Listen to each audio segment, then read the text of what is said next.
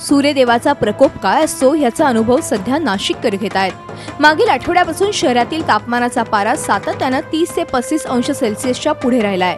गुरुवार, शुक्रवार आणि शनिवार 38 अंशांवर स्थिरावलेल्या पाऱ्यानं रविवारी 40 गाठली। 40.1 एवढ्या उच्चांकी तापमानाची नाशिकमध्ये नोंद करण्यात आली आहे।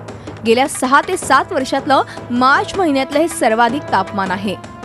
उत्तर मध्य महाराष्ट्र, विदर्भ आणि गुजरातच्या काही भागात उष्णतेची लाट पसरली आहे। उन्हाचा तडाखा पुढचे 2 ते 3 दिवस कायम राहणार आहे। याच वर्षात 40 पर्यंत टेम्परेचर गेले। बाकी 2010 पासून आकडेवारी बघितली तर 37 ते 39 डिग्री यापर्यंतच टेम्परेचर आहे आपलं।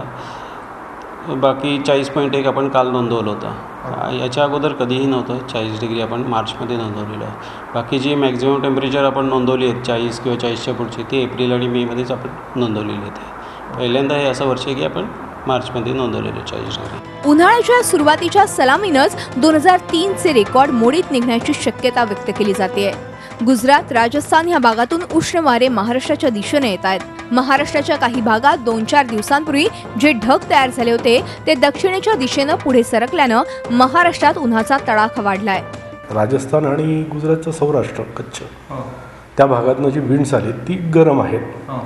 त्याचबरोबर दक्षिणेकडे म्हणजे कर्नाटकात एक चक्रीवादळाची आपण म्हणतो ना कोनिकल सिच्युएशन तयार झाली, त्यामुळे इकडची मॉइश्चर म्हणजे ढग तिकडे गेली। त्यामुळे ही उन्हाळा आपले म्हणजे म्हणतो ना हीट वेव्ह, उष्णतेची लाट आली आहे आणि ही 2 दिवस आपल्याकडे राहील। थंड हवेचं ठिकाण म्हणून ओळखल्या जाणाऱ्या नाशिकसह उत्तर महाराष्ट्रात उन्हाचा तडाखा जोरदार आहे।